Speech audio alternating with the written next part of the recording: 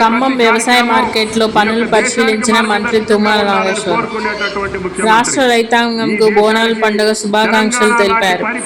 ఖమ్మం వ్యవసాయ మార్కెట్ వచ్చే సంక్రాంతికి ప్రారంభం చేస్తాం. రాష్ట్రంలోనే కాదు దేశవ్యాప్తంగా Khammam agri market model market గా నిలవాలి అన్నారు.